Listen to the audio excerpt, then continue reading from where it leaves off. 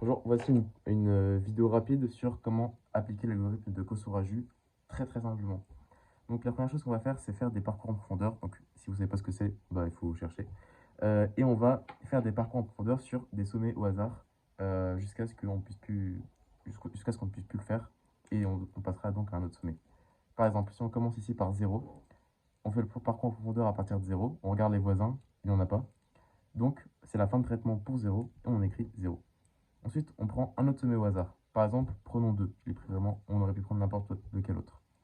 2 a deux voisins, il a 1 et 3. On en prend un au hasard aussi cette fois-ci.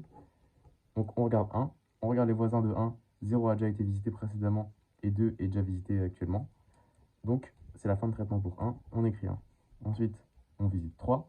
3 a des sommets, a des voisins, donc 4 ici. On visite 4. 2 a déjà été visité, donc c'est la fin de traitement pour 4. On backtrack vers 3. 3, il ne peut plus, enfin, c'est la fin de traitement pour lui. Et ensuite, 2, c'est la fin de traitement pour lui. On a fini, on ne peut plus traiter de nœuds partant de 2. On choisit donc un autre sommet au hasard. Par exemple, choisissons 6. On fait le parcours en profondeur à partir de 6. 4, il a déjà été visité précédemment. Donc on regarde 7, puis 5. Et on voit que c'est la fin de traitement pour 5. Et ensuite, on backtrack. On voit que 7, on ne peut plus le traiter non plus. On écrit 7. Puis ensuite, on écrit 6. On a donc une liste comme ça.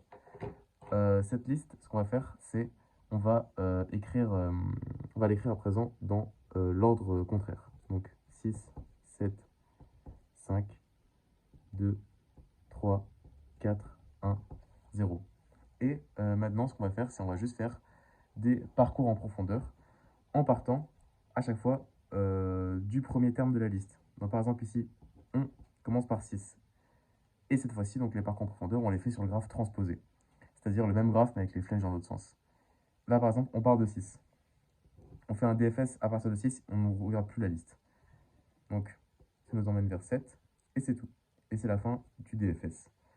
Parce qu'après on ne peut plus regarder à partir de 7. Ça veut dire que 6 et 7 sont des composantes fortement... 6 et 7 forment une composante fortement connexe. Ensuite on part de 5. On fait un DFS à partir de 5. On voit que 7 a déjà été traité, et qu'on ne peut plus aller plus loin, donc 5 est une composante fortement connexe. Ensuite on part de 2. On fait un DFS. Donc par exemple là on regarde 1. On regarde ensuite 4, le voisin de 4, 3. Donc 2, 3, 4, 1 et une composante fortement connexe. Parce qu'en fait, c'est tous les sommets qu'on a vus pendant le DFS, on s'en fiche de l'ordre en fait. Ensuite, on part de 0.